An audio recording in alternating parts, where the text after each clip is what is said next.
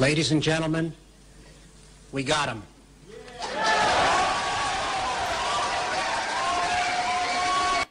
Down goes Kirstjen Nielsen. Down goes Kirstjen Nielsen. Donald Trump's former Department of Homeland Security chief is done.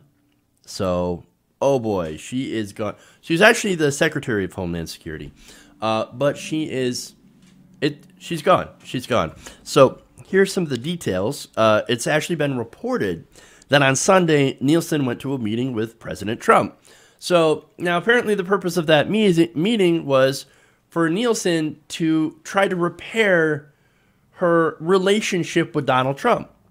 So they had been clashing over some of the policies that he wanted to implement, and we've got more details on that, of course, about how he wanted those implemented and when, and she couldn't do it. And so she's like, yeah, okay, I can't do this, but let's try to work around it, because, look, I want to be horrible to immigrants, I want to be terrible to migrants, but I can't do it because it'd literally be illegal, right? So now she went to that meeting. She did bring her resignation letter. In fact, she had written it beforehand after a previous disastrous meeting. She went there. She didn't expect to use it, but after the meeting went south, that's it. It's over. Done. Not long after that meeting, by the way, and she brought her resignation. He basically forced her to resign. She wanted to put out a statement. He got there first and essentially fired her via tweet. This tweet said, Secretary of Homeland Security Kirstjen Nielsen will be leaving her position, and I would like to thank her for her service. And added, I am pleased to announce that Kevin McAleenan, the current U.S. Customs and Border Protection Commissioner, will become acting secretary for DHS.gov, and I have confidence that Kevin will do a great job. Probably not, though, because apparently he's not, from what I've read, not quite as gung-ho about Trump's immigration policies as Nielsen was. And look, we seem to be getting a lot of acting secretaries, a lot of acting heads. Kind of funny. Anyway, now, again, according to CNN, she did not want to leave, but was under pressure from both Donald Trump for her previous failures, as well as from people like John Bolton. And John Bolton apparently would get into scraps with John Kelly when he was still there. John Kelly, of course, was basically the one who was protecting Nielsen's job while she was there, or I'm sorry, while he was there. Now, he's gone. He's been gone for a while, and so she was next on the chopping block. So now what happened? What was the reason that they decided to force her out?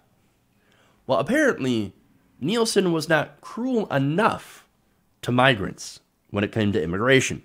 According to senior administration officials, Trump had grown increasingly frustrated with the situation at the border, which has seen an influx of migrants from Northern Triangle countries, that's El Salvador, Honduras, Guatemala.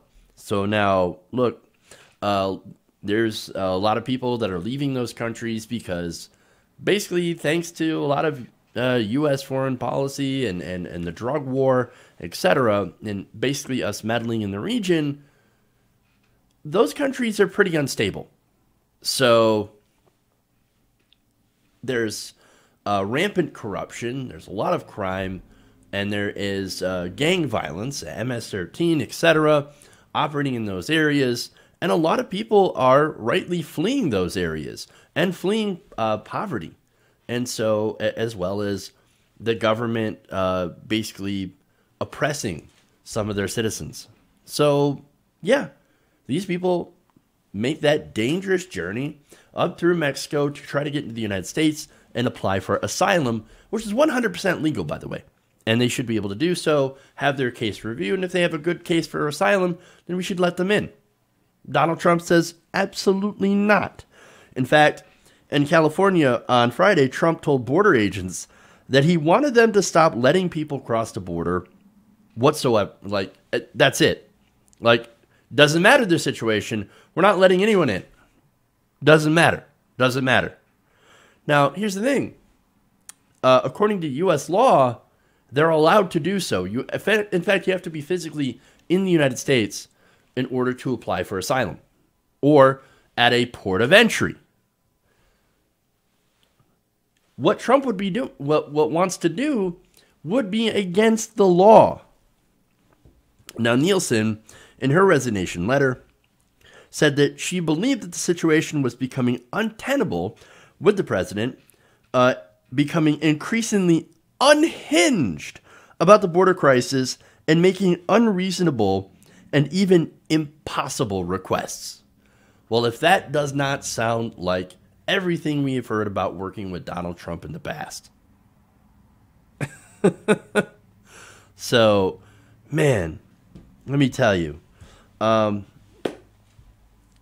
Look, this is like what it's like working with Donald Trump. Why won't you just break the law for me? I have something that I want you to do, and I don't care if it's illegal. I want you to do it. Well, now, wait a minute here. It's illegal. It's their ass, right? And so it's not Donald Trump's ass. So he doesn't care. He doesn't care if you get in trouble for doing it. He won't protect you. No, you are there basically to follow his orders, do whatever he wants you to do, and then take the blame for it when it goes badly. That's what working for Donald Trump is like. And we've seen it over and over and over again. And there are people that apparently are smart enough to go, no, I'm not going to take the fall for this one. I will do everything I can to do it without putting myself in legal trouble. And then, of course, there are people that are not that smart. And we've seen that before, Paul Manafort being one of them, Michael Cohen. So there are plenty of people who have also done illegal things in service of Donald Trump when basically he asked them to. And now they are serving, prison sentences. But not Donald Trump, interestingly enough. Now, again, more proof that Trump is basically unhinged and does not care about the law.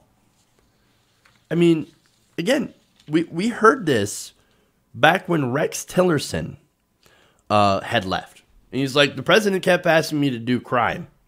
I'm not going to do crime. I'm not going to get in trouble for that. No, I'm out of here. And look, as bad as Nielsen is, this does not, her quit, she didn't even quit, really. She got fired. Technically, they pressured her to resign. So if anybody wants to give Nielsen a pass, you just have to remember this. She wanted to do those things. She wanted to, but wasn't willing to break the law in order to do it.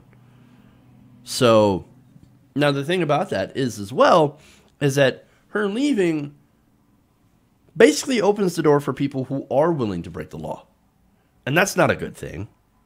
And this basically, and I'm saying this all over the place, this basically empowers Stephen Miller, who is consolidating power when it comes to immigration. He is basically now in full control of the Trump immigration policy going forward. As if he wasn't before, but now he definitely is in control, and so expected to get even worse. In fact, a Republican Senate aide told Axios that, quote, Nielsen leaving will make conservatives who are getting fed up with DHS happy. And again, why were they fed up? Because Nielsen wasn't cruel enough. And not for lack of trying, by the way. After all, what's the thing that we think about when we hear the word Kirstjen Nielsen, or the name Kirstjen Nielsen? We think baby cages, baby jails. So no matter who comes after her and what kind of stories she tries to tell, now that she's not in the administration, just remember, baby jails, family separation, lying about separating mothers from their children. These families, they were split apart. And a lot of them, they're not going to be able to get back together. There are kids that cannot find their parents. Hundreds, maybe thousands of them that can no longer locate their families. They are lost. And it is the fault of our immigration system. Imagine being in their shoes, the parents, right? The heartbreak of possibly never seeing your kids again. That is a waking nightmare that you cannot escape from. That's what Kirstjen Nielsen has done. And if that was not enough for the cruelty of Donald J. Trump, and the Republican Party. And now it really makes you wonder, whoever is able to take over, and I'm not saying someone will be able to take over or that it will be an easy road, but it does make you wonder, if they were able to get the kind of pick that they want and do the policies they want, how far would they go to basically enforce the policy of trying to keep America white? Because let's be honest, that's what it's really about. Hey guys, hopefully you enjoyed that free video. Now I'm going to have to ask you a favor.